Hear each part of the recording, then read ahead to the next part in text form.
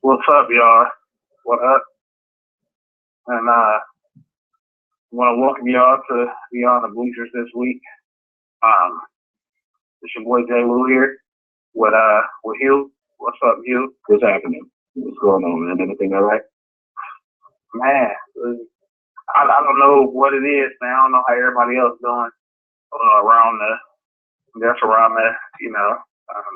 country or whatever. Because I know we probably got some listeners at other states. Well, here in Michigan, man, this weather is so funny. Yeah, man, I done fell into the weather. Man, it's been kicking my butt, man. So since the whole weekend, just today, I'm feeling a little bit better, but I'm just trying to take it one day at a time, man, so I can get back to 100%. How you feeling? But I don't understand. What I don't understand, though, Jay, is I was at 60 degrees yesterday and it's beautiful. When the wind was blowing, you was like, ooh, you could feel a little warmth in the air. Man, today was like 35 high, man. And it looked like it was going to snow. That's how cold it got within the day. It was the craziest weather swing I've ever seen, man. It's how we are. It could be in the summer, man, and it could be 100 degrees. Then the next day it would be 42. That's just Michigan weather, man. You got to cope with it. If you from here, you definitely know where we coming from. Right, man. From the worst weather I ever been around, man. I lived in Arizona for a year. Man, it was beautiful out there. You know what I'm saying? Yeah. And it was what it was. You know what I'm saying? When it was summertime, you got summer weather. You know, even though it was straight out of Hell's Gate weather. You know what I'm saying? Where it was about 186 degrees. But I mean, you knew it was hot. You know what I'm saying? When it was supposed to be hot. But absolutely, here, man, I mean, you go out to the shorts in the summertime, you liable to, getting pneumonia in the knees or something, man. So it's crazy. It's crazy, man.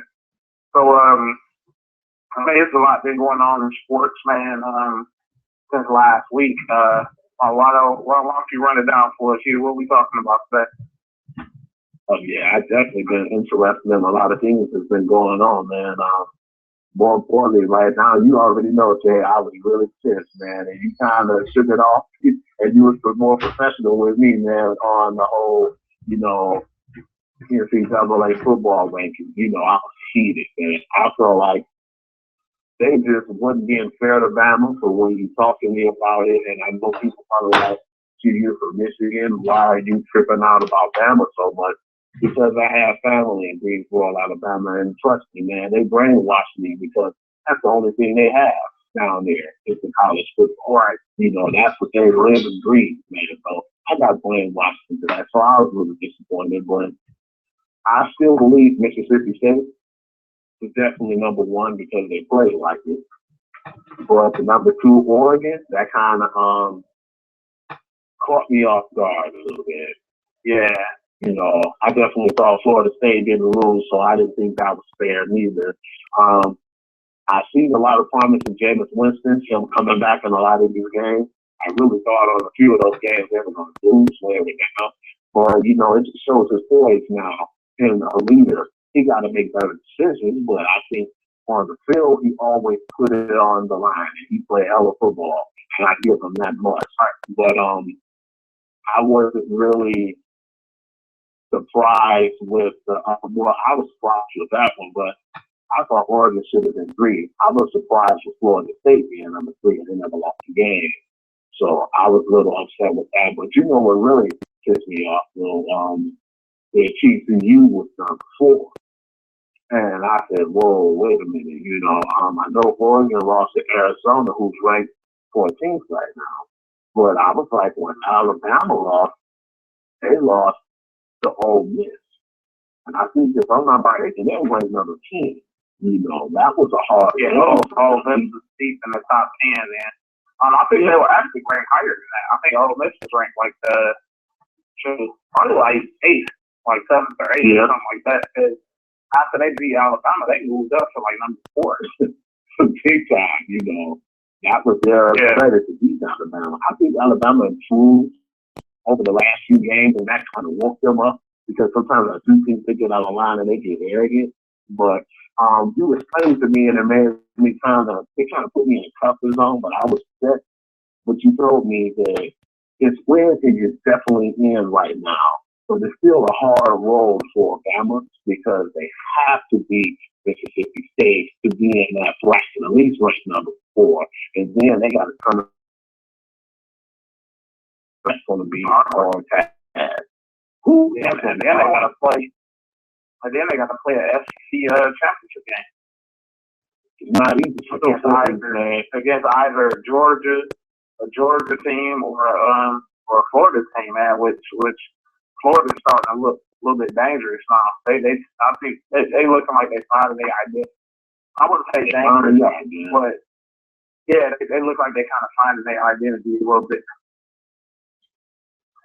Yeah, and I'm looking forward to this week. Since we talked about the ranking, I want to kind of get into the college as well. I think it's a really good game.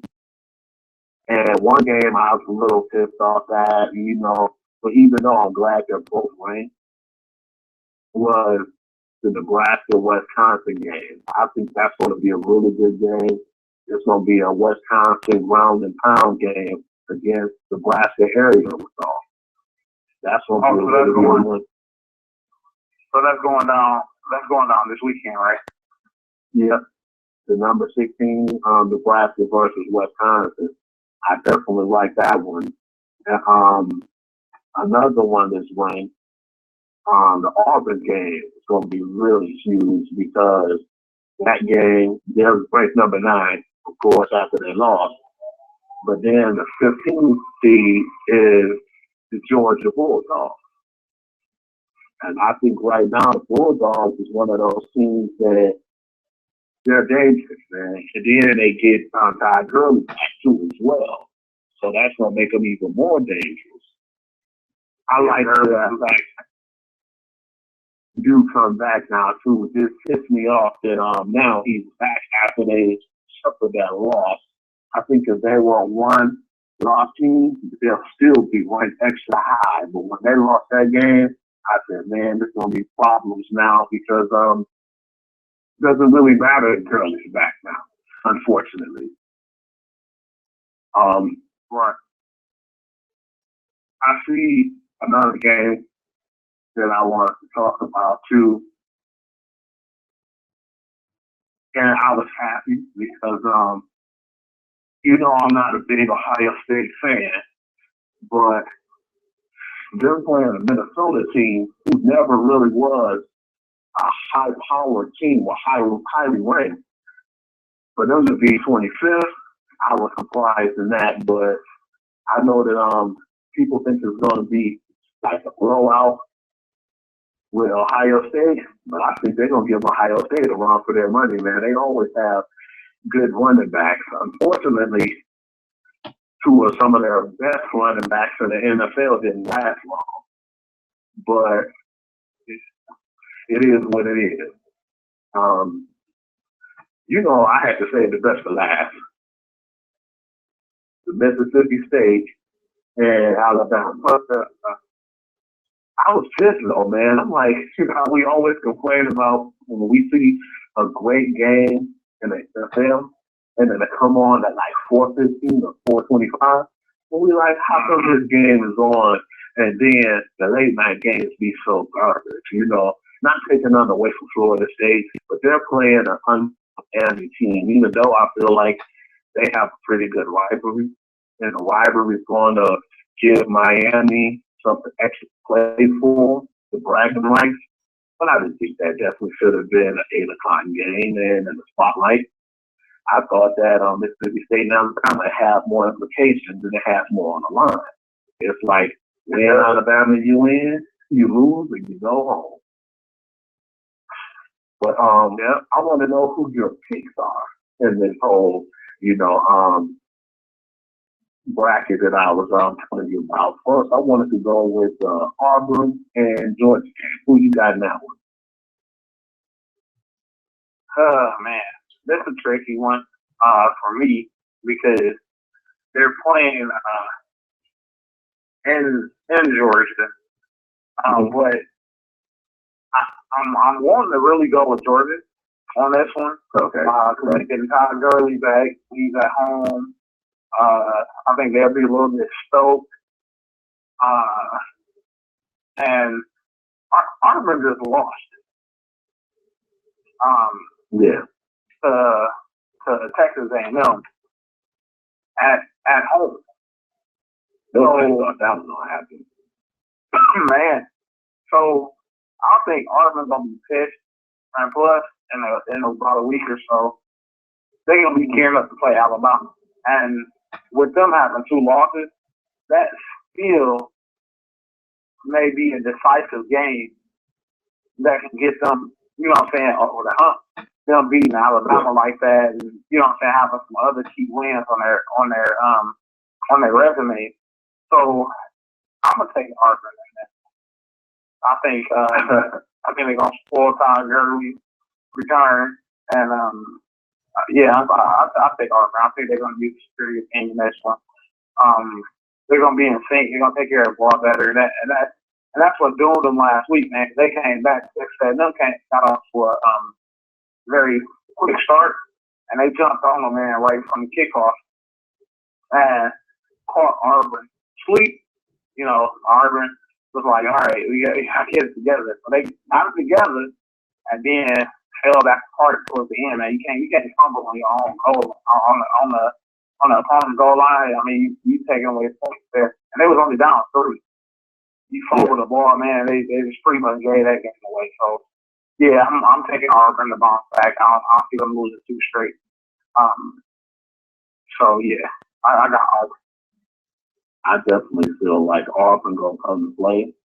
They're pissed off because they definitely shouldn't have won. I mean, they shouldn't have lost that game. That was their game to lose. They had that game. They lost it from those fumbles. Them 2 fumbles cost them that game.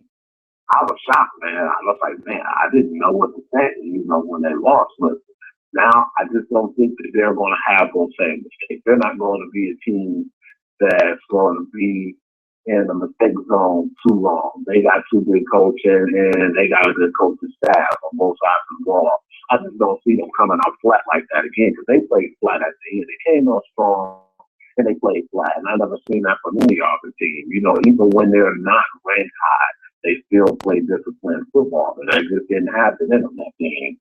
I'm definitely going with Auburn too because I definitely don't feel like they're going to lose 2 games in a row. But then I think that I hope that Georgia beat the hell out of them, and I hope they beat the hell out of each other so they can soften up the balance. Okay. How do you feel about the Nebraska-Wisconsin game? Who do you have going in that one? Who's your favorite? I like this game, especially because you were saying earlier that the aerial attack from Nebraska against the ground and pound smash mouth football that Wisconsin brings to the table. They're Madison this weekend. But I don't think that's going to be enough to stop Abdullah. I think he's probably behind Todd Gurley, probably the best running back in the nation.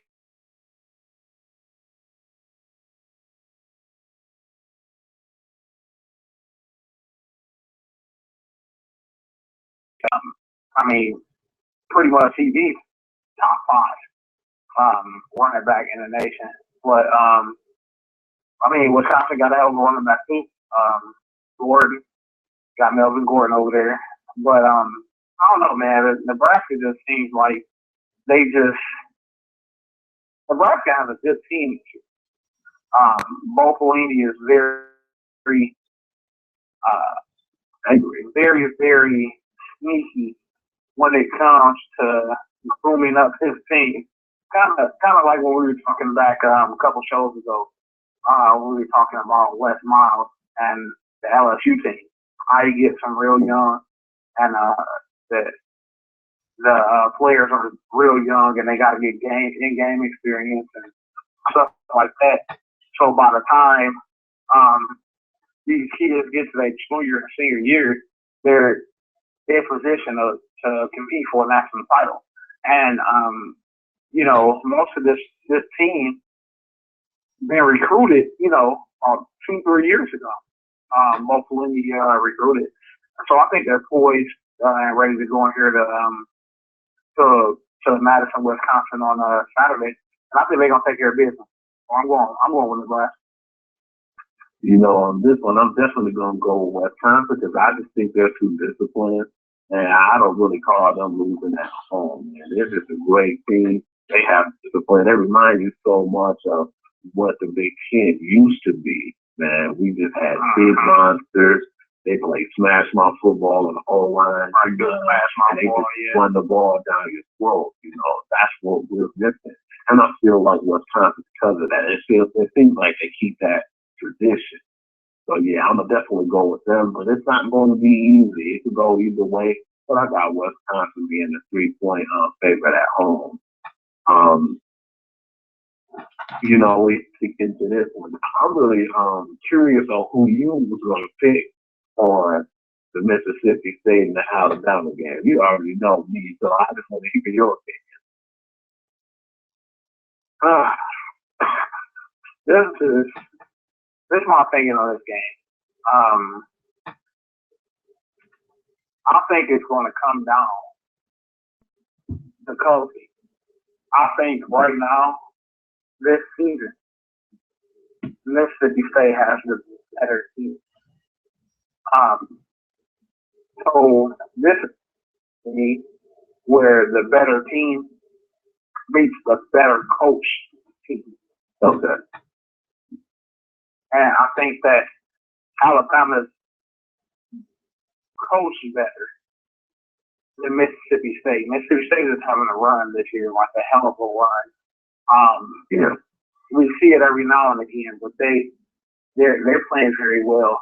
You look at their resume this year, they won some big games. They haven't won like some old, some chump games or some cupcake type stuff. I mean, they done winning Auburn and no. Hold on, let me check it first. I want to be precise on where they won at this year. Because Mississippi State, man, they've been coming off some big wins this year. Like some big wins. That quarterback got to keep them in the game, too, man. They've been playing a hell of football, man. Dak Prescott is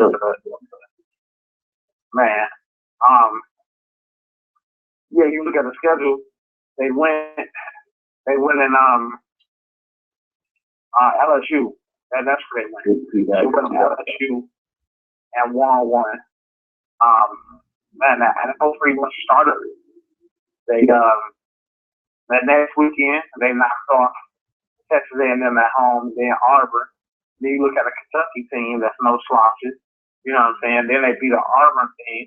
I mean, not Auburn, but an Arkansas team that's pretty tough. That been playing everybody tough. So, but when you get down to it, and you talk about big time, big game, big lights, a lot of flying. Alabama's been through it, man. Nick Saban's been through it, and you know how to coach it. You don't have them ready. And much as I like Mississippi State this year, I love Cinderella stories.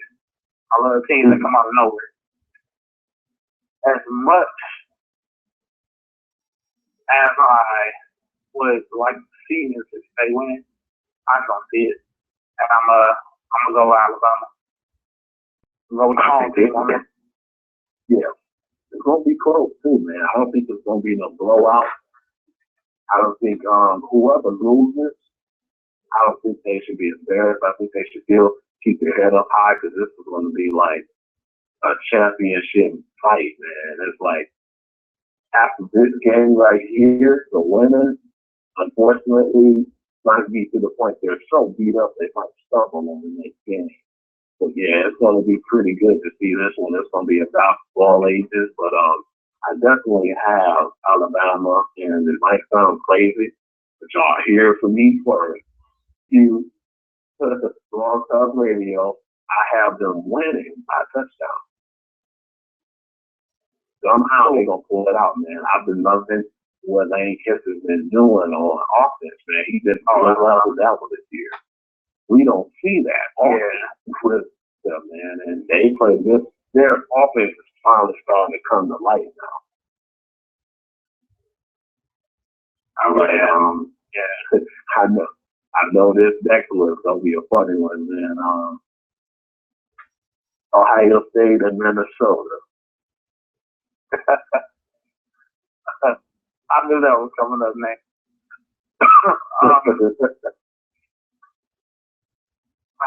I told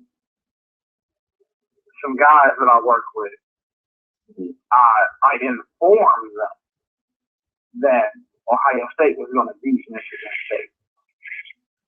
And I told them the reason why I thought they were going to beat Michigan State. And the reason was Urban Meyer was going to out-coach Martin Antonio. He did. And that's exactly what he did. His game plan was flawless. I don't think they made a against Michigan State. They played a superb game. JT Barrett was just out of his mind. And Urban Meyer coached the half up. And in this game, though, I think he's going to have to coach them to stay on track because we all know those big letdown games. We have a big game for the game. When national TV spotlights on you, you get real hype. You play the hell out of it. You don't make a mistake. You play mistake-free football, which is very rare to play mistakes. And the next week, you'll be playing an opponent that's not superior as the one you played the week before, and you kind of play down to their level. And the three things about this is, Minnesota's pretty good. You know what I'm saying? They're not, you can just be like, we ain't play our best, but yeah, we beat them now. You know what I'm saying? We get like 2 7 so. You know what I'm saying? We stay small.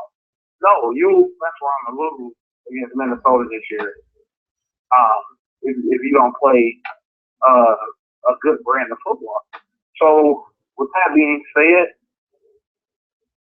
I'm gonna go with Minnesota.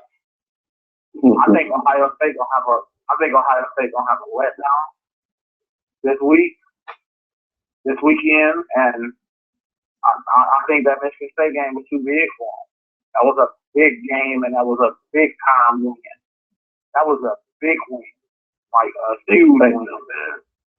That was a huge win, man, against a team that a lot of people was, expect them to go ahead and run the table, and then go ahead and try to sneak into those playoffs. They whooped Michigan State. And just showed everybody they ain't ready to go to playoffs. Like, they ain't ready to play with no SEC teams or whatever, you know what I'm saying? Don't forget about us. Ohio State, whatever, don't forget, So, this weekend, though, I think they're going to have a letdown, man. I think Minnesota's going to. I really do. They touched out intelligent team on both sides of the ball. They all beat disciplined in Minnesota, man. They never really had the talent.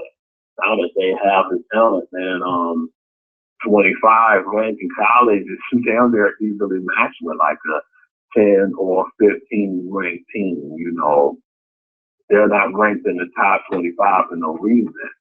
But I just don't see Ohio State flipping to these guys. It's going to be a close one, but I definitely think I have Ohio State winning by at least a field goal, maybe a 5.5 point favor, but I think that they'll seal the deal probably with a last minute 5 or field goal. I definitely don't think that they want to lose now because I don't really think that they'll have enough with their basic schedule to get them in that playoff bracket. But I think they'll have enough to possibly win this game in a close one. Okay, I wanted to wrap that one up, James. You know, this is something I really wanted to talk to you about. We talked about this before we got on air today. We talked about this in the NFL, and I have to, admit, you was right when you said it, man. With the AFC East having a powerhouse this year, man. Besides the Jets, New England's playing really solid football. I can't forget about Miami. That defense is crazy. And what surprised me, and Brandon Spike said it himself, he said the Bills are going to surprise people this year. I just thought he was talking out of his ass because he always knew even when he was with New England. But, man, they really surprised me, man. And I was shocked, man. We're going to bring this topic to the basketball, the NBA right now, the contenders and pretenders right now. And the two teams I put up for you, and it's interesting. I wanted to know that because when I see my ranking in the standings, these two teams are up top. One of the teams was kind of a shock, and the other one, not really so much, but what surprised me, though, for one of these teams in the Western Conference was the fact they're in a really top division, and for them to be 7-1. And the two teams I want to talk to you about, the contenders and the pretenders, is the Toronto Raptors are standing at the top of the Eastern Conference Atlanta division, 7-1. And I want to start off with them first. As far as the Eastern Conference, I'm going to just lay down the match for you. You know how easy it is to get in the playoffs in the Eastern Conference. We've seen teams win if they're with a game under 500. With me looking like, man, come on now, you guys got to do a better job with it. It's like the teams on the bottom are so bad that, to make a playoff relevant, they have to put these teams under 500, 20 damn games. Right. So they have to play in there because that's the best that the Eastern Conference has. But what I wanted to ask you was, do you think they're a pretender or a contender in the Eastern Conference? And better yet, do you think that they'll be able to go to the Eastern Conference Finals with their talent in Toronto? Well, gauging Toronto's season that they had last year, they were actually pretty good last year. They weren't too bad. They were in the playoffs last year. I played pretty well, but I just think they're getting off to a good start. I wouldn't say they're a pretender. I think they definitely will contend to probably get to the Eastern Finals, but I don't see them as a threat. Okay. To actually end up in the Eastern Conference Finals. I just see them, kind of building on what they did last year. Okay. And keeping that kind of going. And I think they're getting off to a very good start this year. A lot of teams in the East are just kind of getting back to gelling. You look at the Bulls, they're getting Derrick Rose back. They put Paul Gasol in the mix. Getting Derrick Rose to play with those guys. They got a couple rookies. They lost Luau Dean. So, they're kind of back to gelling. The Miami Heat playing pretty well. Surprising everybody, they're 62 right now. Well, 5-2. They lost LeBron James. and some key pieces that was on those. Well, there was two championship teams and the four straight NBA Finals teams. Um, Washington, you know what I'm saying? Washington is Washington. And they lost the key pieces, you know what I'm saying? The Bucks are up and coming. They just, they're starting to play with each other. With the rookie Jabari Parker, Brandon Knight playing a full season now. They got some a little bit of veterans over there, so they bringing everything together.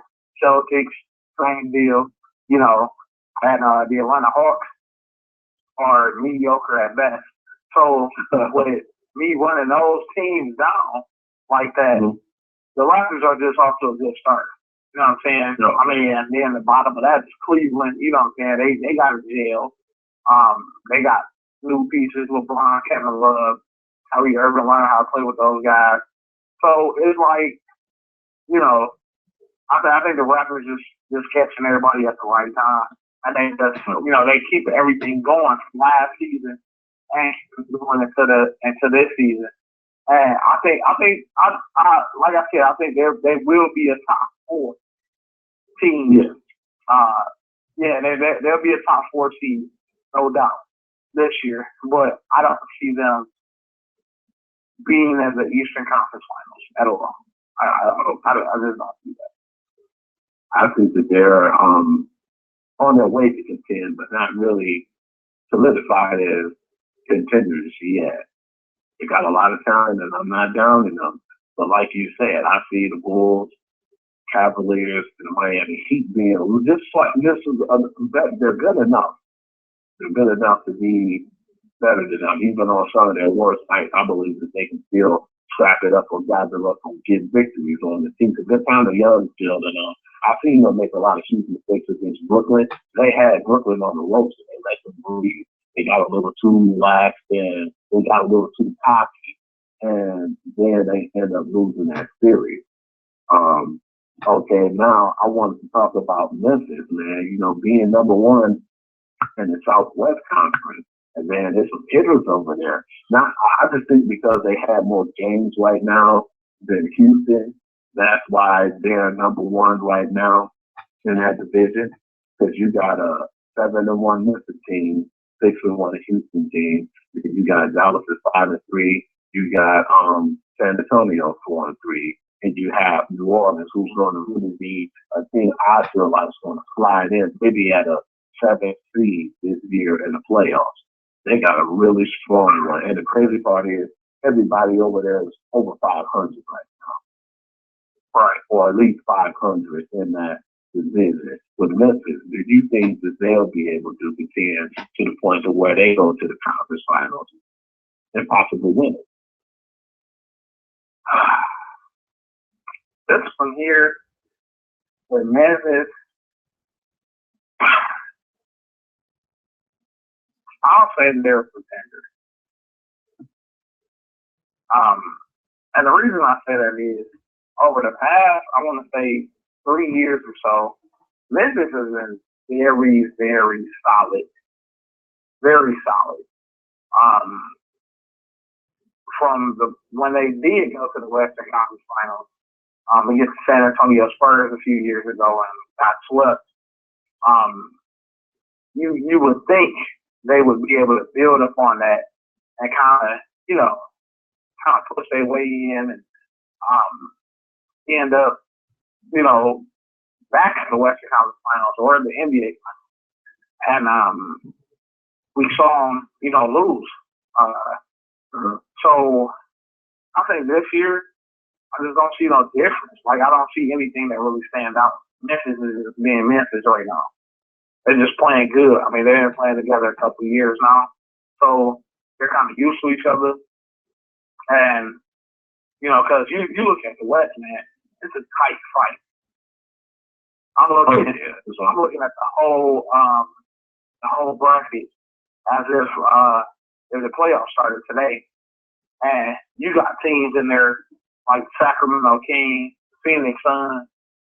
You know what I'm saying? But then, just say you take them out. You take those two teams out. and you replace them with the Clippers, who is out of the playoffs right now, and the Pelicans, who's out of the playoffs, you still got Kevin Durant and Russell Westbrook coming back. You know what I'm saying? I don't know if they're just 4 games behind. I mean, they can make that. You know what I'm saying?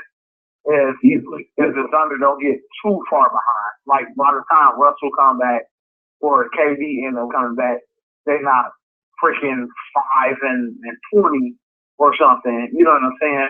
If they're not that, then the Thunder can easily rip off about 8 to 10 straight wins. You know what I'm saying? And be right back up in there. So it's a tight fight in the West, man. A real tight fight. So you know what hurt? Go ahead. What hurt them was to me, and I know you saw this too before the season, and we always say this with every team. It's like Portland's still a pretty young team who have some good pieces that they're still learning. Okay, then like what you said with OKC, they got young guys like Reggie Jackson and Jeremy Lamb who's going to be contributors in the future. Right now, they're contributing right now, because of all the injuries on the team. And then you have like these strong teams like Golden State. I was surprised with the Sacramento being in there right now. We're going to see how long that lasts, even though they have a lot of talent over there.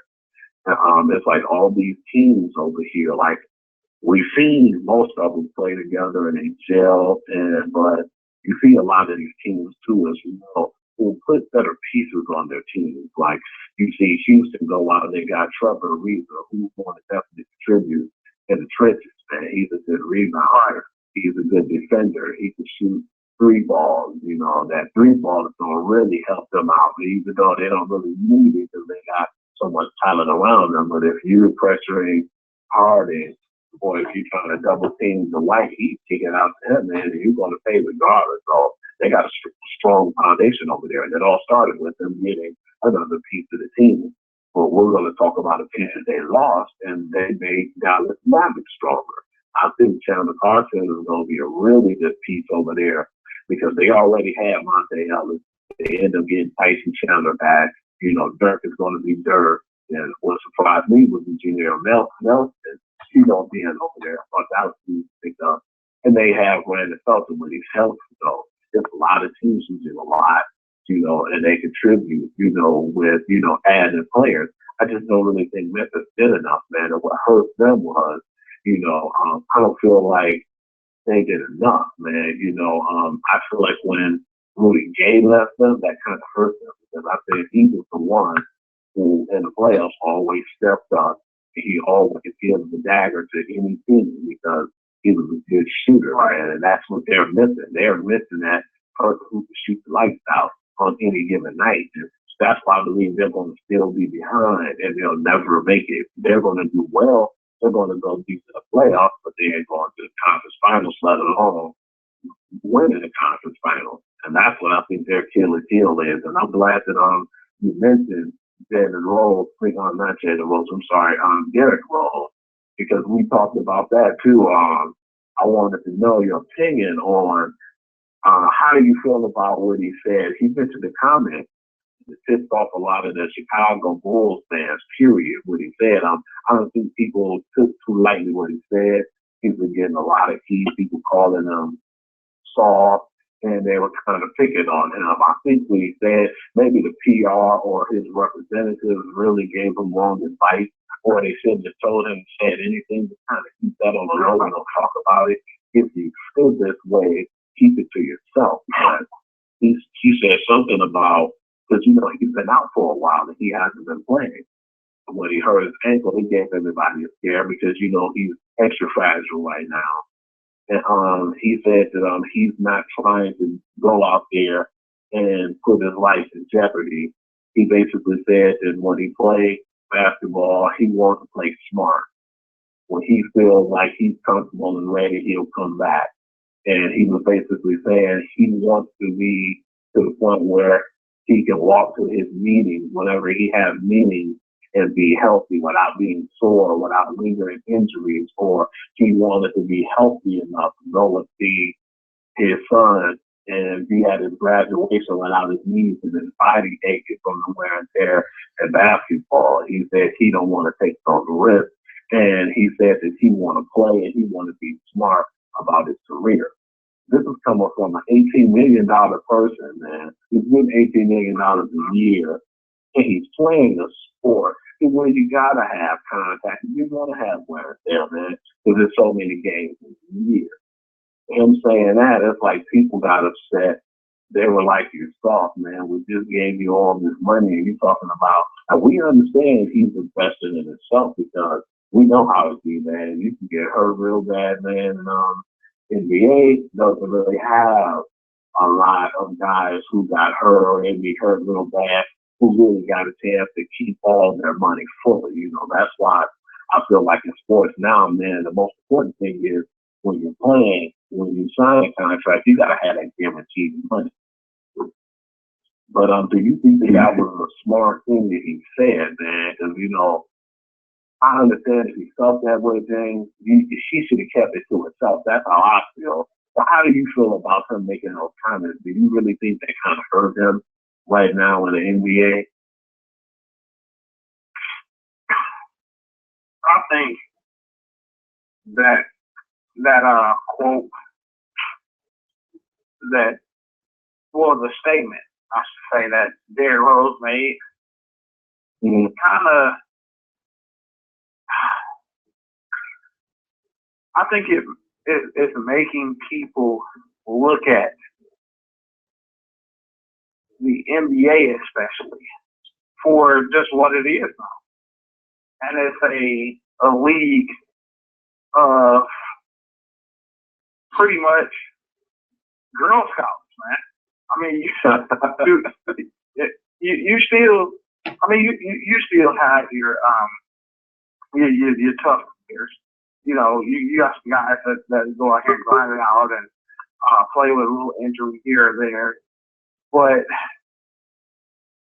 when you come to the stars and the guys who are the faces of their respective teams, most of those guys are like prima donnas, man. They're prima donnas, and I think Derrick Rose is a tough player. Even coming out of Memphis, when he came out of Memphis, he always played rough and tough. He was very physical guard, real strong, you know, to the basket, can score at will going to the basket. Don't matter how big you are and whatever, he's slamming on you or whatever he gonna do, muscle up on you. But when he got hurt, it was time to think.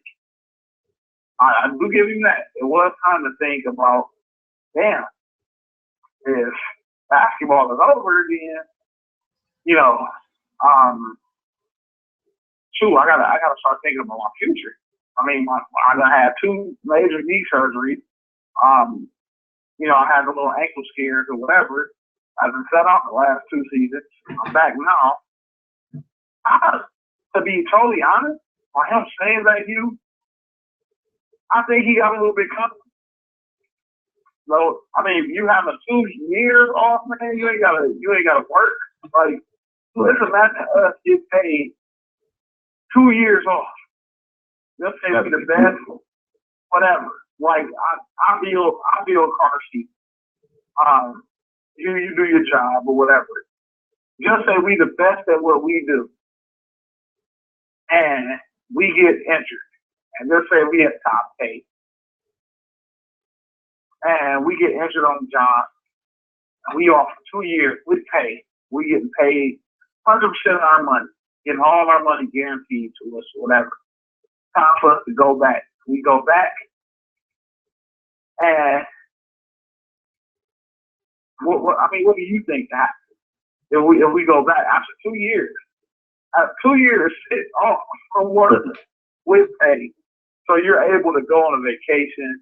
Say, hey, I ain't gonna travel with y'all this week. You know, I'm gonna go with my wife. I'm gonna go hang with the kids. We gonna go here. We gonna go there. Whatever. You're able to do whatever you want to do for 2 whole years, and now you gotta go back to work. That work.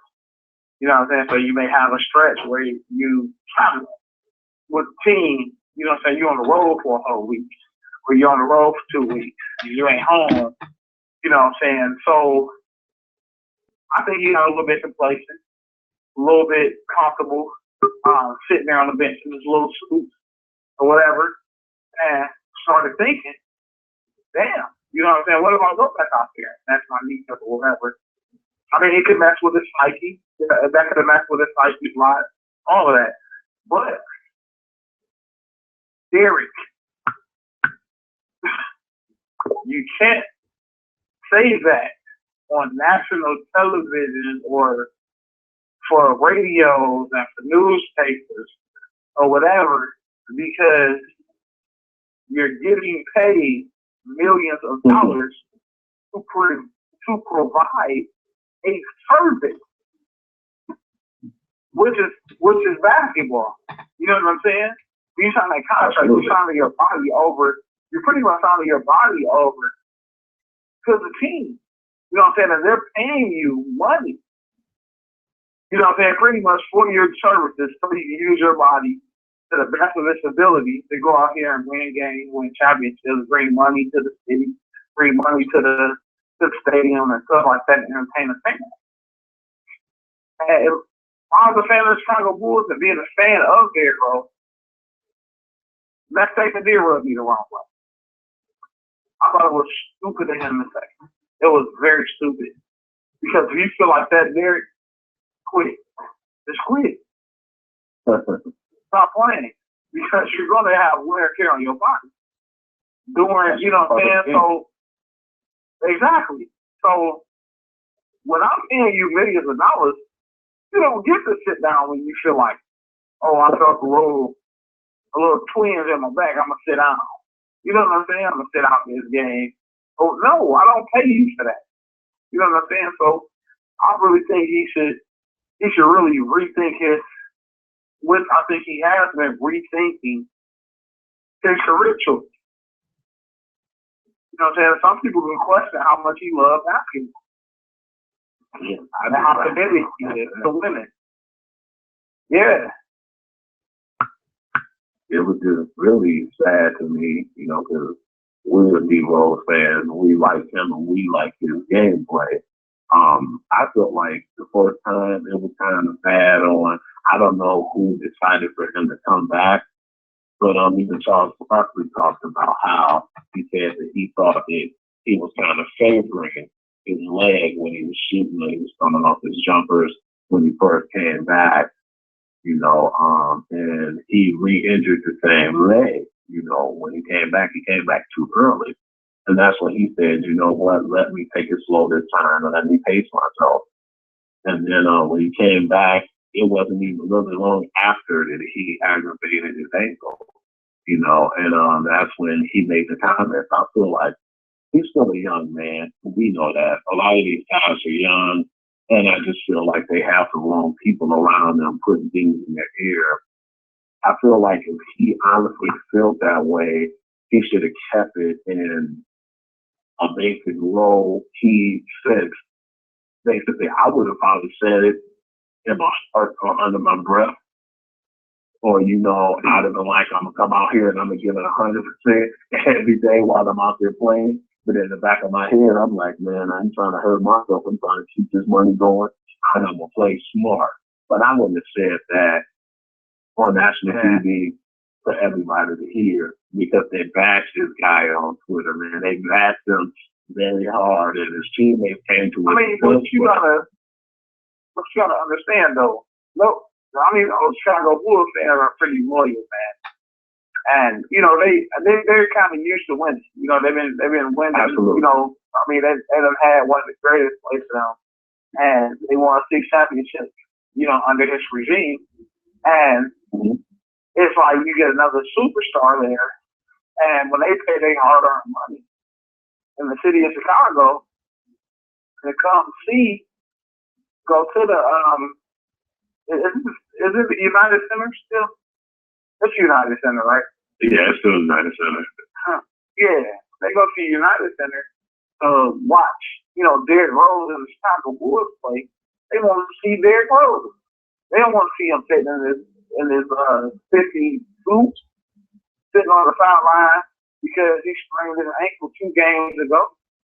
It's like, you know, a lot of us play through ankle injuries, and you look at football, a sport where it's very physical. You know what I'm saying? Very, very physical sport. Those guys play with broken fingers, messed up ankles, back pain, all that stuff, man. And you would see more guys. I would have rather for an NFL player saying that type of stuff than Derrick Rose did. Yeah, I see that. But that's just Tony Romo, man. You know, we talked about this game after he got hit the last game.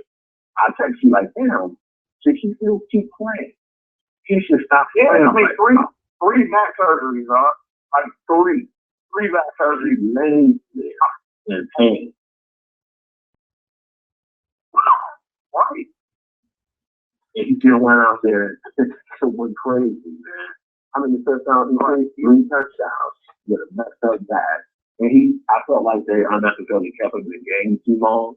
He took some unnecessary sacks, but that shows the toughness of those guys. And we understand when Derrick was there, but he could have kept his mouth shut. Definitely when it comes to seeing people like Tony Romo, man, going through what he was going through. And speaking of that, man, you know, we like this guy. He reminds me so much of John Madden, Gruden, man. You know, when John Gruden was talking, he's talking about this every time on a Monday night game or Sunday or whenever he's on the segment. Most times when you see him on TV, he talks about his Gruden grinders, man. He talks about the gritty guys, you know, some of the guys who may not get the attention, like the offensive lineman, the defensive lineman, you know, the guys who pull in the trenches, you know, he respects and he likes those type of guys, man. But then, you know, it's like, in the NFL, man, we see it, man. Every time, man, guys have pads on their arm. He is playing, man. You know, NFL is like extra tough, man. Those guys are barbaric, man, almost. You know, they're on a whole nother level when it comes to the toughness, man. Sometimes it can be so bad that they can't play. But come on now, it's like a ankle sprain, man. These guys get like a sprained finger, and, you know, that's the ball that they won't play. The last of the Diamond Reed, and I know I was about to say that Ricky Rubio got hurt. Mm-hmm. He sprained his ankle. He out about a month. With an ankle sprain. With an ankle sprain. And my thing is, see, it goes back to because we forget, as being fans, we almost forget that everything is being ran by the owners. They just have a commissioner, and they have these meetings, and they tell me what to do, pretty much. Or tell me what's going on, what this and the other, make this rule, make this regulation, or whatever. And when David Stern was the commissioner of the NBA, David Stern let them know. I mean, they let David Stern know, look here. Especially when the injuries like the injury Grant Hill had and the lingering injuries Tracy McGrady was having with his back. And, you know, how they went from the real physical play with the hard fouls and stuff like that, from, you know, what we grew up on, the late 80s and 90s and stuff like that. They went from that to the ticky-tack foul calls and all this stuff. And they told David Stern, those owners, look here, I'm paying millions of dollars to protect our players. You know what I'm saying? And I think a lot of this stuff, too, for the sitting on stuff, Ricky Rubio, I really feel like that came down from management.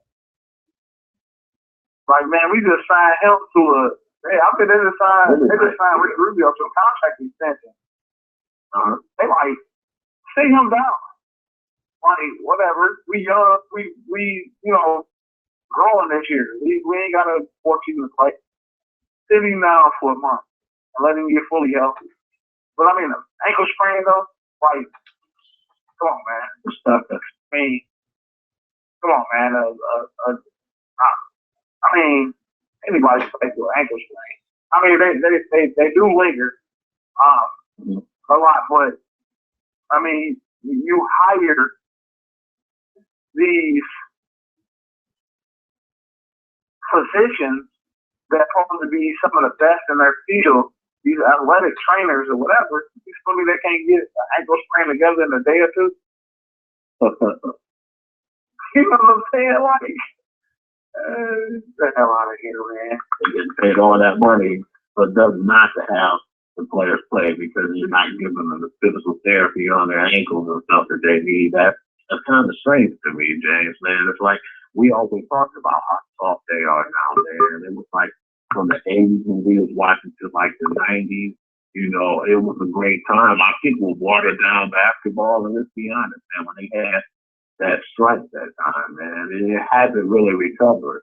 And after that time, they basically helped NFL just come to the forefront after that, man, because our ankle sprain, man, you don't be dead or anybody else you have just an ankle sprain will take that up, man. It'll really have to be a really bad injury, like ACL, MCL injury for you to not play, you know. But besides that, regardless, man, they're playing unless they have a concussion. You know, you don't really hear too much about the NBA players getting concussions, man. You know, right? And it's like you just get a sprained finger and you feel, and you go out, you be out for a week with a sprained finger. Like, come on, man, it's part of the game of this right now. Crazy, yeah. But with that being said, man, we're gonna take a break for a minute. We'll be back with you guys again for more sports talk here on Beyond the Bleachers on E-Block Radio.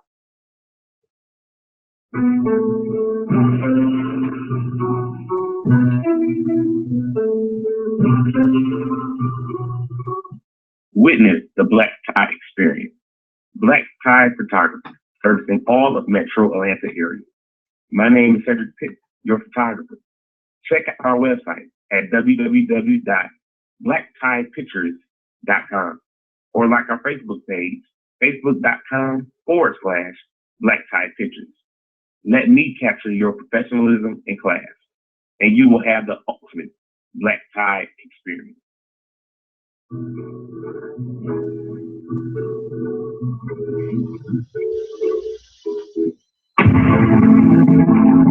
Are you looking to start a new career? Let Choice Career Studies help you take your next step towards success. We offer dental administration courses that can be completed in 4 short and easy weekends for $495.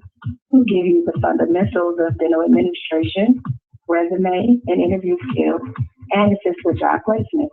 Give us a call today, 586-222-5457.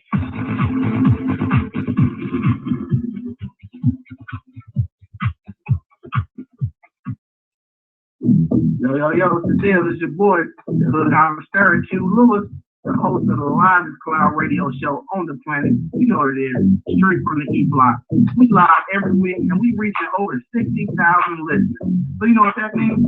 If you got a small business or a product that you want to promote, this could be the perfect venue for you. If you want to learn some more about how you can advertise on our platform, go to the website, www.eblockradio.com. I'll see what package works for you. We got packages as low as $25 a month. $25 a month, where can you see that? We're reaching over 60,000 listeners. If you want to get more information, don't forget, go to the website, www.eblockradio.com. Advertise with the livest cloud radio show on the planet. You heard it here first. Support Lil Howard Stern Q Lewis. Yeah.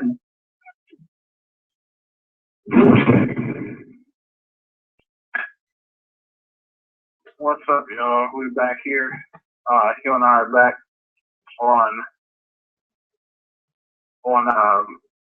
Beyond the Bleachers here on E-Block Radio. And if you just joined us, we just finished up talking about the NBA. We were talking about the NBA and how they act like little girls when the injuries come, sprained ankle or a little hangnail, or they done, done whatever they done did. They sit out for months. They sit out for months. Right. And so we were just talking about that and talking about the statement Derrick Rose had made, I think yesterday, when he was asked about, him sitting out with Anthony and Max and him sitting out. So, now, Hugh, what are we going to get into now? Is NFL talk? NFL Oh, time? yeah, we definitely going to get into some NFL, man. We have to say the best for last. We could talk 3 hours about NFL. We could just find that people conscious, and let them know that we talk about other teams too, but there's going to be a lot of good games coming on this weekend, man. And I want to get into those. But first, man, this game don't have really much going on for it, but it was just the rise of some stars, man. It's like we can call this the stars of the future game right here, man. But some people might call it the stars of the future. I'm gonna call it just what it is, man. It's the Battle of Brady Backhouse Bowl. The Houston Texans, who we all remember this season that Ryan Mallett was going to New England and traded to the Houston Texans, and Ryan Hoyer left New England and went to Pittsburgh, and then he landed with Cleveland. And right now, man, they're really the talk of the town, which is surprising to me because everybody was talking about LeBron James and his big come back home. I thought it was like stand-up thing he did, that he wanted to come back and do for Cleveland and the young talent over there to try to win the championship. But right now, the team that's been taking over is Cleveland Browns, man, and they're doing it with just really good defense. Their offense is not bad as I thought it was going to be without Josh Gordon, but that was a real huge part of them, man. Losing Josh Gordon, man, I think he might be back in a week, if I'm not mistaken, because I know he had that time off. Yeah, man, it's going to be exciting to see him. I just really was hurt that he didn't play the whole season because he really would have been something to see, man. And this is our really first time seeing Ryan Mallett, come out and really perform. We all know him as a gunslinger, man. He was one of our Michigan Wolverine hopefuls. I was a huge fan. Definitely still kind of mad at Rich Rod for, telling him, hey, man, we're going to run this type of offense. We're not running with you. You need to stay with us. Find somewhere else to go. But then he retired in Arkansas backyard, tore it up too. He tore it up, man. And I was hurt because I looked at that and thought that that's something Michigan could have been. But when he landed in New England, I said, oh, man, that's great for him, man, because he's going to be behind Tom Brady. We all looked at him as a troublemaker, man. They said he was a party-going guy, and just a lot of teams followed his name, that kind of dropped him in the third round in the year of the draft. And when he went in that third round, he landed with the right team, man. With New England, you never really heard nothing about him. I felt like he did good in their community. And he was just a solid kid, man. We never really seen what he really could do when it came to the preseason. I was a little disappointed. Sometimes we seen the glimpse of greatness that we saw in college, but we never really seen enough of him. People thought, they gave up on him. I just thought that it was a good idea because everybody knows that Bill O'Brien was the quarterback coach, and he felt like if he could take him over there, to Houston and groom him into a starting future quarterback. And I thought that was a good idea because I definitely wouldn't depend on and put my franchise on Ryan Fitzpatrick, But I thought that was a good idea, man. And this one, it doesn't really seem like it'll be a rocket scientist on this. But who do you have in this Houston Cleveland battle, the battle of the Brady backup? I really like what Cleveland is doing over there right now. They kind of surprised me, man, with how they put it on Cincinnati last Thursday. Yeah, man, people don't understand how good Cleveland's defense been for like the past 3 years. That defense been good. Yeah, that defense been good for a while. They just needed a couple more pieces and then get that offense sufficient enough where the defense don't have to be on the field 55 goddamn minutes of the game. So, you're absolutely right. Those guys be so drained at the end of the day. Yeah, right. And by me being, I'm a Johnny Manziel. And Johnny Manziel's a rookie quarterback out of Texas A&M. And he's over there with Cleveland. And I would love to see, Manziel play, all this stuff. But Hoyer's holding it on. He's doing good. Yeah. I watched the game. I watched pretty much the whole game last Thursday, and I realized that Cleveland really, really simplified the offense. Like the offense is like handed on a platter to him. His reads aren't as difficult. They're not asking him to make spectacular throws or spectacular plays.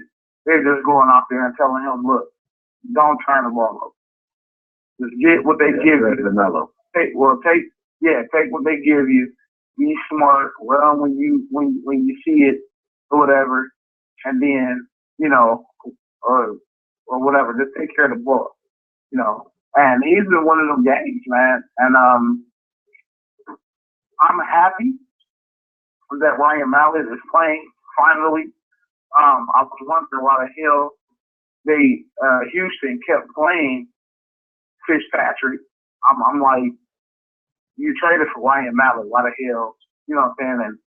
And they were probably trying to get him familiar with the playbook because, of course, he might be at the helm for a while. But I just really think by him starting this week, I'm not sure, man. Cleveland looks to be on the roll. I think they'll end up winning that division over there. I don't see Houston beating Cleveland this week. I don't see it. I wouldn't be surprised if they pull it off. If Arian Foster have a good game, that's the only way I can see it. If they shut Arian Foster down, I don't think Mallett is going to be able to get them over the hump like that. I still think he's going to have to get used to them receivers. They're going to have to get used to him because Mallett is like a legitimate 6'6"? Yeah, he's a big boy. Yeah, he's like a legit 6'6", man. So that ball coming out of his hand from that range, man, those receivers don't have to be used to that. You know what I'm saying? So I don't see Houston beating Cleveland. In Cleveland, I just don't definitely can't see that. Yeah. He got a rocket launcher arm too, man. He's built like every quarterback that you can imagine, like a 6'6" kid, man. He's like 230, man. And we seen him sling it before in Michigan, but we got a chance to see him go lights out in Arkansas with that offense, man. And it was a pro-style offense, so that kind of helped him make his way to the pros. And we all knew James, man, and we heard it that whole draft, that he was the most NFL ready to come out of college. It was just his past and the things he got into. Like they said, he partied too hard. He got into a lot of trouble. Things that they kind of swept under the rug and we never really heard about. It's more things we hear about now in college than what we was hearing with him back then. And now he got himself straight, and now he's with a team where I'm really actually surprised, like you said, Patrick started all those games when Bill O'Brien was his quarterback coach, and I'm thinking that he'd have been familiar with some of his plays, But yeah, it was just surprising to see that. But I definitely don't see them winning this one either, man. I think in the long run, he's going to be the more talented quarterback, and he's going to have a brighter future. But I just like what Brian Hoyer does right now, man. He's not going to lose you a game. You know, I'm not saying he's a game manager, but he managed he managed pretty damn well, you know. And he has some receivers who are decent, but you know, Miles Austin's always hurt. You know, Andrew Austin's is good, you know, but we don't know his whole potential yet. You know, there's some guys out there who can, you know, play big games, and they've been playing huge, you know, but. And what surprised me was Cameron's hurt, you know. He hasn't really been playing the tight end, you know. He's one of those really good tight ends. He got 5 tight end all day, you know. And Ben Tate just came back, you know. And they got a real stout team in that defense, man. You know, I feel like we talked about it before the draft. I said, man, these guys spent some money when they got Carlos Dansby and then they got Dante Whitner. I was like, damn, man, the rich keep getting richer, but people didn't see it because Cleveland never been that stout on offense. They always had a hell of defense. But like you said, they added some 2 pieces, veteran pieces, guys who know what it takes to win. And then on top of that, they put some weapons around, you know, that team, you know, with Brian Hoyer.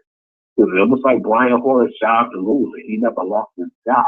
I don't feel like he did well in the preseason, but he maintained enough to keep that job from the rookie. And yeah, it's been really fun to see him this year, man. It's like he was the sparking team and everybody thought LeBron was gonna put it there. Which I still think it's time because the NBA just started. Damn, Cleveland Browns was good, man. They're on the team this year. Okay, I wanted to break down some of these games now, man. This is gonna be a really good one right here. The Thursday game on tomorrow, James. Buffalo at Miami. Who do you have in this one?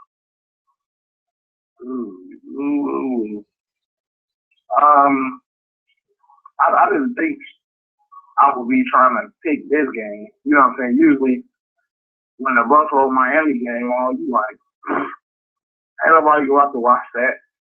You know what I'm saying? Like, both of them like 0-12. Ain't nobody gonna watch that game, man. But man, the teams are pretty established, man. Good ball, right? Miami looks pretty. Yeah, Miami looks pretty good. Tannehill looks comfortable. They're trying to let him play the quarterback position like he's meant to play it outside of the pocket. The defense is legit. When they were saying that, I was watching the Lions game, Sunday, when the Dolphins played the Lions, and they were saying that those were the, 2 of the top 3 defenses. I said, what? I didn't know Miami was in the top 3. Oh, yeah. I didn't know that at all. Yeah, I didn't know that. And I was like, wow. And then watch, you know, how they are so physical on the line of scrimmage, man. Their ends are very quick, very their technique is very good. The corners, the guy Grimes, man, just out of his mind. You see that catch? Man, that interception was ridiculous, dude. Man, that was one of the best plays. He looked like a wide receiver going after that. It was like because, man, I was itching to blame Matthew Stafford for that. I'm like, Stafford, dude, you have to throw the ball over his head. Like, I'm thinking Grimes is about like 6'1" or something. No, he's like, dude is like, it didn't look like he's 5'11". The dude who damn near jumped out the stadium, man, to get that pick. It was crazy. I'm like, what else could Stafford, when they showed it in slow motion, I said, what else could Stafford do? Like, you know what I'm saying? But yeah, man, Miami is pretty good, man, on defense or whatever. And of course, Buffalo is playing some good football. right now. Kyle Orton looks like he's a little bit resurrected. But I gotta go with the Dolphins, man. I think that defense don't. I don't think Buffalo gonna have enough, man, to like score on that D. And I think Tannehill is gonna be in the rhythm. Don't they get Lamar? Is Lamar still with that? Yeah, they said he definitely should play this game. Yeah, so they're definitely getting their running game back. And I'm gonna have to go with the Dolphins on this. Even though I think it's gonna be a tight game, it's gonna be a tight game. It is. But I think most are gonna bring it to like third quarter, and I think that Miami's gonna have to pull away. This is about battle of the trenches too. This one definitely is, because both defensive lines are great, but then the offensive lines are pretty good too. They're pretty even on both sides. But when it comes to all in all talent right now, I just think what's going to hurt the Buffalo Bills right now is the fact that Fred Jackson's still not 100%. And you had the backup Brown in there right now. CJ Stiller's not healthy. And, I just feel like that's what you got to do. You got to rouse them down for those guys. Man. You got to kill them with a couple of run plays, and when they think run, go for the big play. Because Sammy Watkins, man, he's an explosive kid, man. He's eligible to be a rookie of the year offensively, man. He's just really that talented. But when you look at the talent beside, Fred Jackson and, this kid right here, Sammy Watkins, I would even put in Scott Chandler because he's not as bad of a tight end. People don't look at him. He's very under the radar, man. He can make you pay. He's a big dude, too. He's like 6'7", 265, But when it comes all in all around talent, I just don't think they have enough. And on defense, they got Mario Williams, they got Brandon Spikes. They got some really good guys on that team. It's not enough, I feel like, to match the intensity of Miami and that heat at home. I got Miami by 10 points, man. I got them as a 10-point favorite right now. We're going to move on to the next game because I know you're going to be interested in this one. The defenses are stout, and it's going to be a pretty good game. But this team is kind of a Jekyll and Hyde. We'll see their identity after they play this game right here. The Seattle Seahawks and the Kansas City Chiefs. Who do you have?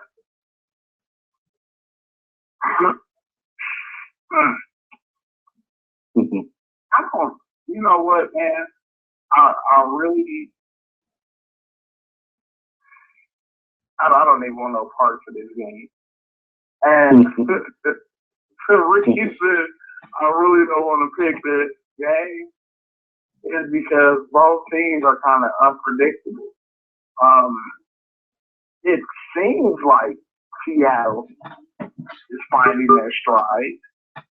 And it seems like Kansas City is kind of finding their stride. Mm-hmm. But I don't know. You know what I'm saying? Because Kansas City played some physical football last weekend. Very physical. Yeah. So, I mean, you know what? I'm going to elaborate too much. Mm-hmm. I'm going to go with Seattle. You know what? You think it's like a true champion. I think it's going to be too much beast mode for him, man. You can wear a team out with that dude alone, man. People thought when they lost Percy Harvin, that kind of hurt them on their identity because Russell Wilson wanted to be more of a passer and excited guy who could stretch the field besides with his legs, with his arms. But, yeah, man, I think that when they went back to the basics of saying this is who we are, we're going to run it down your throat approach, that's when I was like, man, they're back to who they were, man. And I think a lot of these teams don't understand. We're going to go to the San Francisco as well. You sign these guys to the big contracts, even though Russell didn't get his yet, which he will be by next season. But they feel like when these guys get that money, they're like, hey, man, wing it. It's a lot of balls. Throw it, go out, stretch the field. But those teams had an identity before these guys got these contracts. And your arm wasn't just all of the reason you got that contract. You know, you have that security blanket and you want to air it out. And that's where the struggles came from with some of these teams and these franchise quarterbacks. When you start playing beast mode again, you know, you start giving her the ball, man. How many touchdowns he had? 4? That's the wrong crazy that game. Yeah. Yeah. Yep. He has so many touchdowns, but see, that's their identity. And I feel like when Seattle good San Francisco, when they took away from feeding the guys who got them there, they first had Smash Mouth, you know, NFC early 90s ball than we were used to. They passed it, so they passed it off to Frank Gore, and that's how they won. And the same thing with Mershon, they were giving him the ball, and that's how they won. And they got back to that finally. You know, when I see that that's what they did and they got back to that, I was like, man, I think that Mershon, man, you need 3 people to tackle him, man, and they just don't wear out Kansas City. I got to beat Kansas City. It's going to be a close because it is in Kansas City, but I have Seattle myself. And we're going to get to some more of these battles too, man. Some of these teams that I said it's going to be some good games this weekend. And I wanted to go with, the game that's going on at where you used to live at, James, Arizona. You got our Detroit Lions going to the desert and playing one of our second-round draft picks, Drew Stanton, in Arizona. I know they lost Carson Palmer, but it's going to be there. So it's like 2 times we give the hometown favorites their due. I definitely want to know because you were in both places. Who do you have with it? So when you look at it record-wise, this might be for first place in the NFC. Yeah. Arizona's 8-1. Detroit 7-2. I think Detroit is a different football team. The reason I say that is Detroit is very well coached now. They coached a lot than they were before the last couple years. So I think that they're going to go into Arizona, and I think it's going to be. I think Arizona's going to struggle without Carson Palmer, even though they kind of didn't miss too much of a beat with Drew Stanton in there earlier this year when Carson Palmer had went out. Carson Palmer was kind of dinged up a little bit, so he went out, and Arizona had a stretch. I'm trying to see who they played in that stretch. They got spanked by Denver who in that stretch. Yeah, man. Denver beat them. And they haven't really went up against. Well, when did Carson Palmer come back? That Dallas game, right?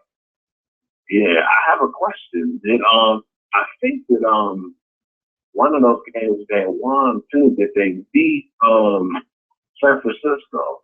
I believe they beat San Francisco one of those games. I'm looking at that because they played San Francisco and they won 23-14. They had a bye week, and then they came off the bye week and played Denver and lost. Then they ripped off 5 straight since then.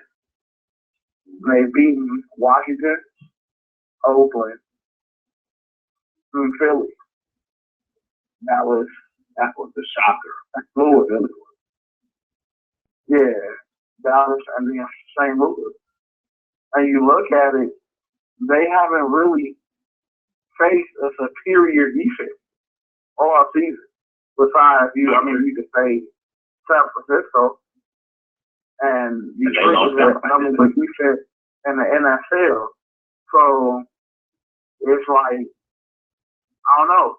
We don't see how Drew Stanton, can stand up against that pass rush, man. That pass rush, those different looks that that the Detroit defense throws at you. I don't know. I don't see Arizona beat Detroit this weekend. Not because I'm a Detroit guy, but you would have played together. Yeah, that's why I have to think. If I felt like Detroit was gonna lose, I would say Detroit was gonna lose. But I don't see it, man. And here's my word, mark my word. Matthew Stafford is gonna have a very good game this Sunday. And with this one too, I looked at it, man. I looked at the defense. I looked at the one weakness I feel like the Lions have on defense is the cornerback play. Because you got the Honey Badger, Teron Matthews, the thing, and you have Ashley Kingston ahead. And then, you can't forget about the bad boy Antonio Cromartie, man. Those are like hella cornerbacks, man. They can be top 3 all day if you want to rank them. You can rank them 1, 2, 3, or however you want to do. I wouldn't be mad at you. That's the only place I see Detroit losing as far as a weakness to the Arizona Cardinals, man. Just that cornerback play. Besides that, Detroit's runs better. I believe they're more disciplined, and I'm glad that our safety play is great. That's what saves us a lot too. Mahedabo was one of the guys who Caldwell had back with the Ravens, and it was good because he kind of was familiarized with what he does and what their defense do because he brought the defensive coordinator from over there as well. And I look at what's his name? Is it Glover Quinn? Yeah, I remember he came from the Texans, and when he came over in my book that year, I was like, Glover Quinn is a really talented, safety, and a lot of people didn't really know too much about him because Texas games wasn't really shown on TV that much. But when we got those guys, I think that's going to help out the corner play a little bit. But those corners, man, they've been playing real good defense, man. And I didn't think they were going to last this long. But to have this whole team, system that they have, what surprised me was they're not missing a beat. Cornerbacks are not getting beat. The safety's not really getting beat. And that's one that's getting to the quarterbacks too fast for you to even throw something deep. I think what's going to hurt them is they don't have Carson Palmer. That probably would have helped it, made it a little bit more even to me. But it's going to be a defensive battle. But I think Detroit's going to win from the defensive end. They might get a pick 6 or something like that. But I just don't think Drew Stanton's ready for a game like this, even though it's at home. With the intensity I believe the Lions going to bring, I think that they're definitely going to pull that one out because of that defense and Carson Palmer's presence, man, that hurt them big time for him not being there. And I love Bruce Arians, man, and I love him as far as the coaching, but when he said something, man, right now, I had to question him on it when he said that he feel like he can win a Super Bowl with things right now. I definitely don't see that. So, yeah, I got Detroit in that one, too. Probably like maybe 3 points. It's going to be a close one. But this one right here, I know you'd be interested in because right now, Mark Sanchez is the quarterback. Nick Foles got in. He's out the rest of the season. We see he played lights out, man, and I'm going to punch him in the face first off. Let me get that off my chest. He just passed him for the Macklin, and I lost my game this week. But and he's playing Aaron Rodgers, man, and he's been on the tear right now. After that relaxed situation, man, we're gonna call that the relaxation conversation, man. He's been really stout, man. He's been playing really lights out, and they're in Lambeau Field, man. It's gonna be a tough one, man. But all in all, I want to know your opinion first before I give you mine. It's going to be kind of a shocker to you.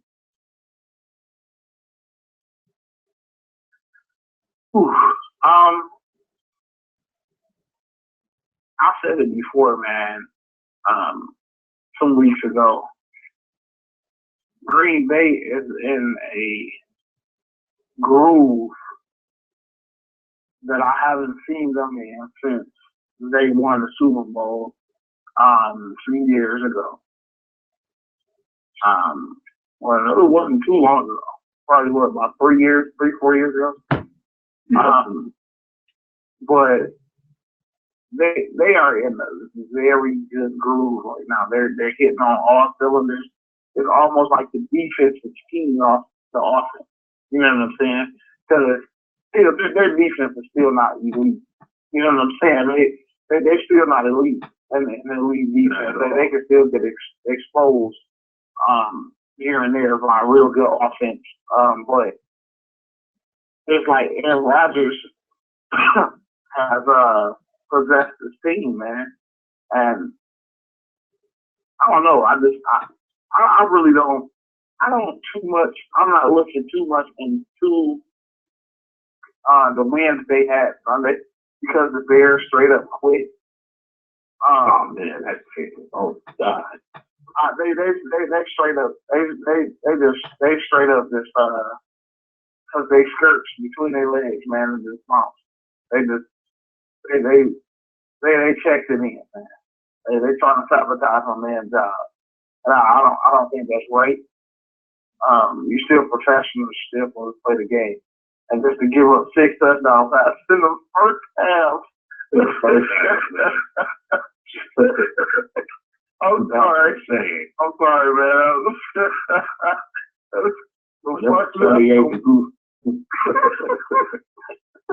That's what the APD said, man. I was done. I didn't believe that, man. They all should have been embarrassed. The people who drove the bus there, from the train, man,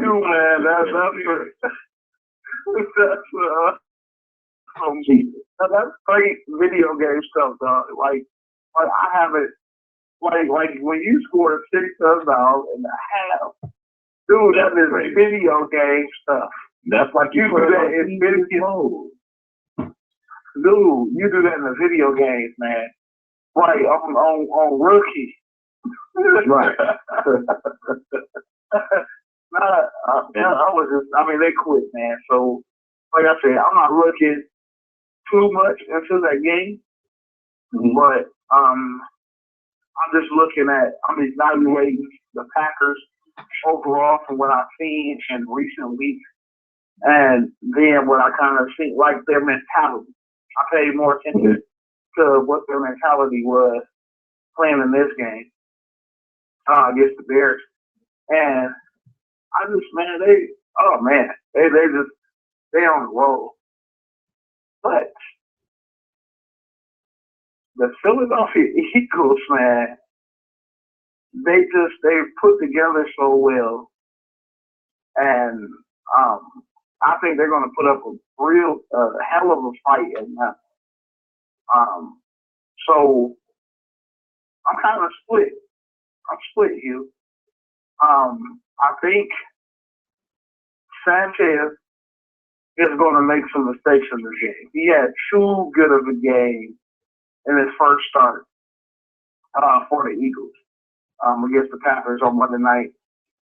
That was too damn good of a start. Like, too good. 322 passes. That was too good. That was on some old. Right. You like, man, like, he just got resurrected. Like, you know what I'm saying? His first 2 years with the Jets, man, just killing it. But yeah, man, what it might come down to, man, is the home field advantage and momentum. And whoever gets the momentum might end up winning, man. But if I had to choose, I go with the Packers. I like the Packers this year. I just do. Like, Aaron Rodgers is my favorite NFL quarterback, but like I like the Packers this year. I just like their team, their chances, just overall, like I just like them.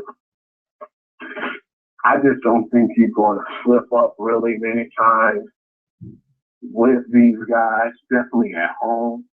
they're too good of a home team. You barely see them lose in Lambeau.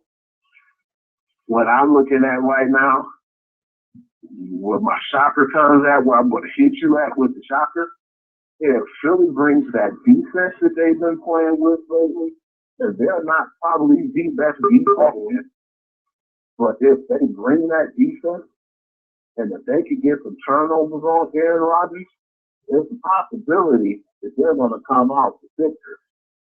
But you can never really count Aaron Rodgers out, not in Lambeau Field, of any place, you know. It's going to be cold. It's going to be like 23 degrees. And everybody's going to be there jacked. They wait for this game. I just don't really have too much confidence in Mark Sanchez. He will have to really prove to me that he can go in there and beat him. Because it's like, even if that defense play lights out, it's going to still be up to Mark Sanchez. I just don't think Mark Sanchez has enough in him. But the surprise or the shocking part is, I still only had them losing by 3. I think it's going to be them losing less than a touchdown. Oh, you think it's going to be a tight game, too? Yep. I think it's going to be a very tight game, but I think that they're going to lose by like a last-minute drive. Mm-hmm. Yeah, I definitely feel like they got enough to compete with them. The Green Bay, like we said, the defense is not all that stout. They got some good players. They got Matthews over there. You know, you got Clay over there, and you got Julius Peppers. I mean, even throwing A.J. Hawk if you want. And, you know, the Detroit native Nick Perry, you know, he's really starting to try to get his feet wet, but they don't really have a really, like, hardcore defense that'll smack you in the mouth. But that offense is, you know.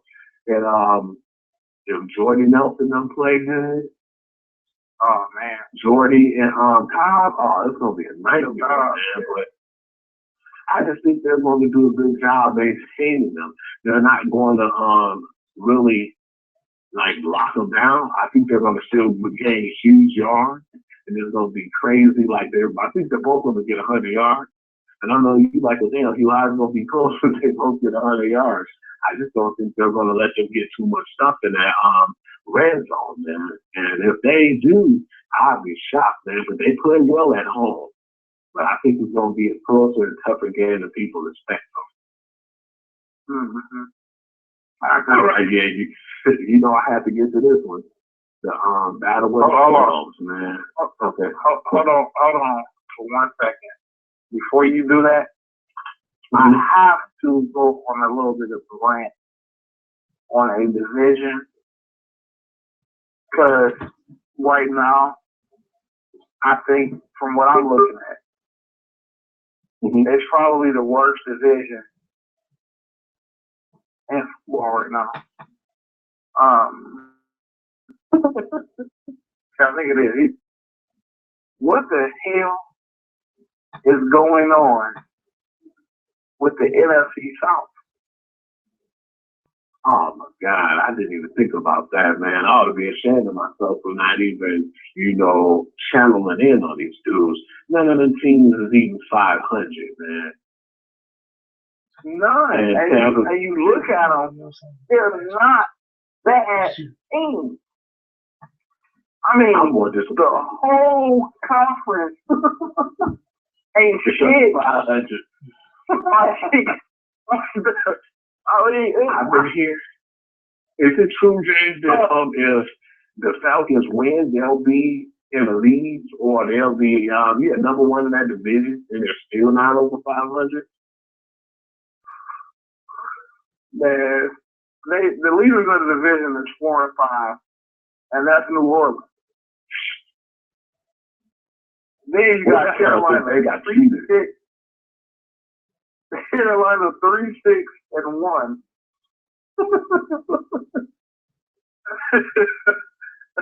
Atlanta 3-6, and Tampa Bay 1-8. What is Tampa Bay doing at 1-8? They way better than that. They have too much talent over there, man. Is Lovely Smith trying to get fired his first year? Oh yeah, he definitely trying to. Cause I've been looking at Lovely like, yeah, Lovely man, they're not reading into it. They're not buying anything he's saying. Man, that's just way too much talent over there, man. They have a full load of talent over in Tampa Bay. And they 1-8. Yeah, it's a shame. I didn't think that was gonna be that bad. And you know what, James, if you told me, and we felt this way, man. We talked about this. We were scared before the season. And then we see the season unfold. We got even more frightened about this whole situation. You know, that was the first thing I did, man. You know, because for the people who are listening to the show, they know, yeah, we're from Detroit, but, you know, we're huge fans of New England, man. You know, we love Bill Belichick and we love the way he runs his football team, man. And what we saw was when Logan Mankins won. I first got that, and you first got that across the phone. The first thing I said, what the hell's wrong with the Patriots? Are they crazy? Are they trying to lose before the season even starts? And so they have one of the best, I think he was a 5-time Pro Bowler, man. He leads the team on kickoff eves and goes over to the Tampa Bay Bucks, and we receive a 6-pounder and Tim Wright. So I said, okay, damn, you know, 6-pounder, that's BS. I said, we couldn't get more than a top draft pick for one of the guys who's been an anchor on our whole line for all this time. I was pissed about it. Then you give us Tim Wright. I'm mad. Like, this kid, man, who is he? He shows some glimpses of greatness, you know.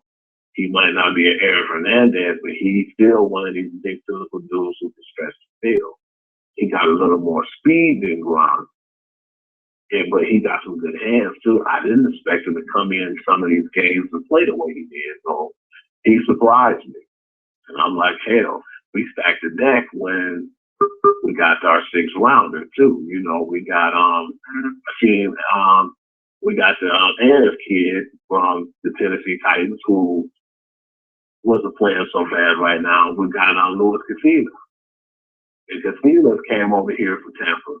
And that's the Tampa Bay person I wanted to get. You know, I personally was looking for Mr. Jackson. Was kind of bitter that we didn't get him because I felt like that was somebody who could have helped us go blow with anybody. But getting back to the topic, I'd have never thought giving Logan Mankins to Tampa Bay that there would still be a team, or more of a laughable team than what they were last year. And 1-8. They should have won that game if the Steelers got too cocky and they punched them in the mouth. They're supposed to be right now 0-9. Or else they'd be the damn Oakland Raiders right now. And speaking of Oakland, man, it's amazing how your team ain't won a damn game. And they selling that stadium out every Sunday. And I thought they stacked the deck, James, man. They got a lot of guys who I thought who was going to help that team. Like, when they got Tuck, they got Antonio Smith that got from the Texans. A lot of people sleep on him. He's a hell of a defensive tackle / defensive end. Then, you know, they got Maurice Jones-Drew. You know, they kept McFadden. And they brought other pieces over there to play. You know, Max Johnson really brought into that. You know what it comes down to with Oakland, I think? It comes down to what was wrong. And see, we should be specialists at this because we're Detroit Lions fans. You know what I'm saying? The city of Detroit or whatever, grew up watching Lions. Been watching Lions for years. And the Lions never really had a strong organization. Like, they never stressed a winning attitude. It was always, you know what I'm saying, just the business aspect of it, you know, throwing out and, you know, making money or whatever, which is, you know, fine and dandy. But when it comes down to it, you know, most people want to, you know, fans you've been watching them for a while. You like, shit, I want to see the women. You know what I'm saying? I want to sit down and watch the damn playoff game. You know what I'm saying? On a Saturday night or a Sunday afternoon or whatever. Mm-hmm. You know, I'll eventually want to see that. And Oakland has been through the playoffs in some years, man. And I think it's because of management. I think they're mismanaging the team. They messing up, man. They ain't getting the right coach in there. They just, I think they forgot their way. And Oakland is known for winning, you know what I'm saying? In that heyday, Oakland is the Raiders are a winning organization. Yeah. You know what I'm saying? They've been winning, man. Al Davis, he was living. Al Davis, you know, made sure they kept winning on the people, man. But now it's like, you know, it's like the organization just going to hell. They hired who over there, Reggie McKenzie, and the team was already had 1 foot and half the body in hell, and you bring him over here and he done threw the whole body in there. He got a shoe sticking out the ground now. It's like just a shoestring sticking out of hell right now. Just like, you know, so I don't know how they gonna have to strip the organization like the Lions had did. They stripped everything. Got rid of their general manager. Oh God, Jesus, Matt Miller. Oh God. They got over the hill, brought in moved Mayhew up or whatever. Went with his vision. And then they hired a coach. And see, people didn't understand. When you're in the fielding process, sometimes you get lucky. You can even look at the Detroit Pistons and a lot of the NBA teams and stuff. Sometimes you get lucky, find a coach that can really, you know, propel you to the next level and keep you there or make you a championship team. The Lions hired Jim Schwartz not to necessarily get them to a Super Bowl or whatever. They hired Jim Schwartz to get them in order. You know what I'm saying? To get everything back on track, change the whole culture of the locker room, change the culture of the team, everything. And once you do that and get the talent in that you need, then you go ahead and hire the coach that will take you to the next level. It wasn't the fact that Schwartz was a bad coach. He just wasn't the coach to take them to the next level. And I think right now, the Raiders have to understand, because they had a talent. Like you just ran some good names out. They got a boatload of talent over there. And sometimes you need the right coach to coach that type of talent. Some coaches can only coach a certain type of talent. You know what I'm saying? And it's that formula, man. You have to find that coach to really get to those guys and kind of change the culture, the locker room and all that stuff, man, and keep them back on track. You know, because right now the Raiders are on track right now. But Howard came out of retirement, he could have helped them, man, but nobody wants to. Big time. But before we get off the air, man, you wanted to go ahead and run down the game of the week. What's the game of the week? Yeah. The Battle of the 12s, man. It's going to be Tom Brady going to Indianapolis and playing Andrew Luck in the Colts. On this one, I want to know who you have on this one. Because, you know, I was waiting for this moment for us to discuss and kind of talk about this one. Well, all I know is I will be at Buffalo Wild Wings with a plate of wings and a beer, and I'm going to watch this game. And I'm going to enjoy it. Because it's going to be a very, very good game. The Patriots are just hot right now. But I really think Andrew Luck, man, is really trying to just take over the NFL. The way he's playing right now is nuts. He's playing nuts right now. I hope the bye week didn't hurt the Patriots. Both teams have bye week, didn't they? Mm-hmm. Yeah, both teams coming up bye week. So, damn, I can't use that one. Wow. So this might be pretty easy. But when it comes down to it,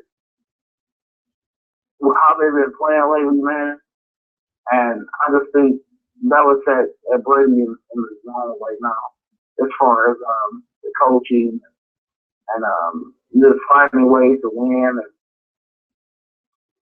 I'm going with the Patriots. And plus, the Patriots got a tough game at home next week against the Lions. So, yeah, they don't want to lose this game.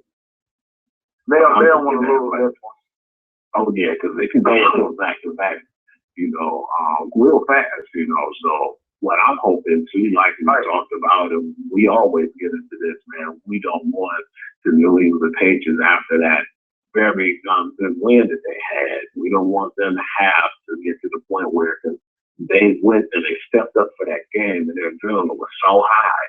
Then now they're on the fire. Now they're kind of down on the low level. I'm just hoping that they don't look at that and that victory be something that they still have in the back of their minds. They need to get rid of that game, put it back to what it was, which was a few weeks ago, and they need to focus on this week. But the best part about them, man, is what I've been seeing, and we looked at this before when we saw what they did. We were a little upset as far as offensively, but it felt like they did enough on offense. But we said they did a damn good job, and they really didn't need too much on defense, They had a couple of injuries and they faced a couple of injuries, but to have Brandon Warner and Revis on the other side is a pretty damn hard matchup to face. And those guys is no joke. They showed that last week. They played straight man to man. They were physical with those Denver Broncos corners. And we know most times when that happens, that can get them out of the game. And they were basically bringing a lot of pressure on Peyton, which I didn't think they could do. Okay, we're going to get to this post game now before the time is up. I think that it's going to be a really good, high scoring game. But I think it's going to come down to defense, man. And right now, not only defense, but coaching. I think Bill Belichick, it's hard when Bill Belichick got 2 weeks to basically prepare for you. Man, Bill Belichick having 2 weeks to prepare for you is going to really be hard. Yeah, it's going to be a rough one. I'm a little nervous about this one because they're leaving home and going out to Indianapolis. And Luck's ready for this one. But I think that with Bill Belichick, him knowing the coaching in the trenches, and basically having a 2-week game plan, I'm definitely going with the Pacers. It's going to be a close game. It's going to be a nail biter, but I think that just their defense and that quarterback play, man, alone will keep them in it to win it. And I got New England.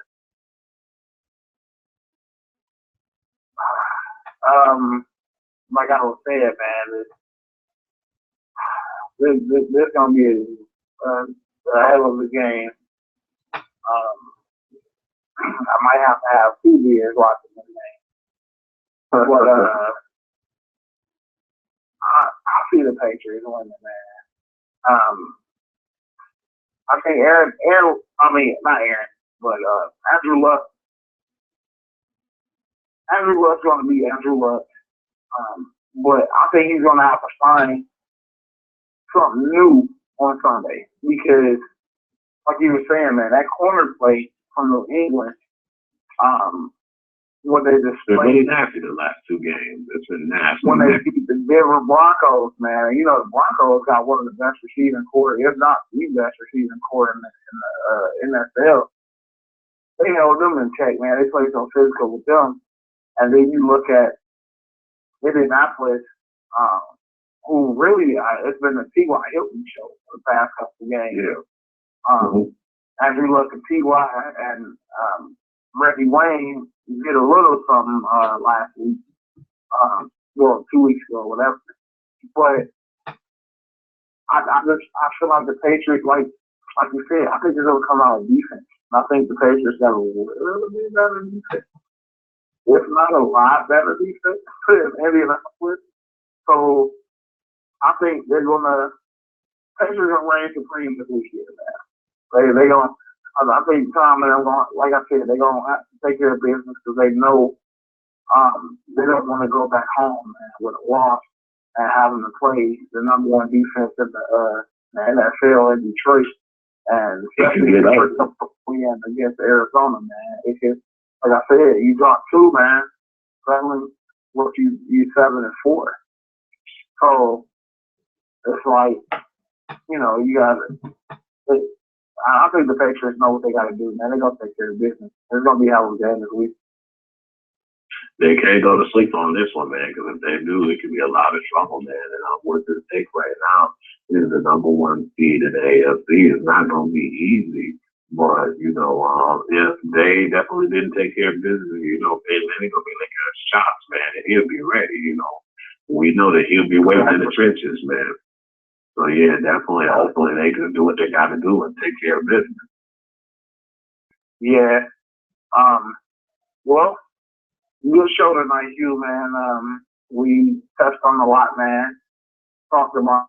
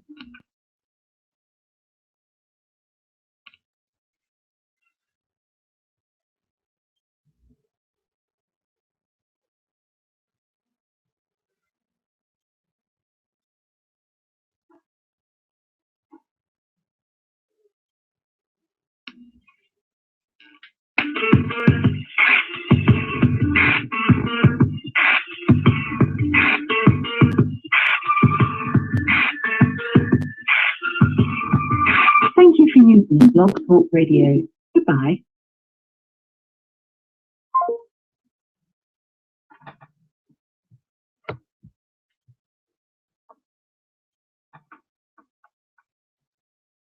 www.eblockradio.com.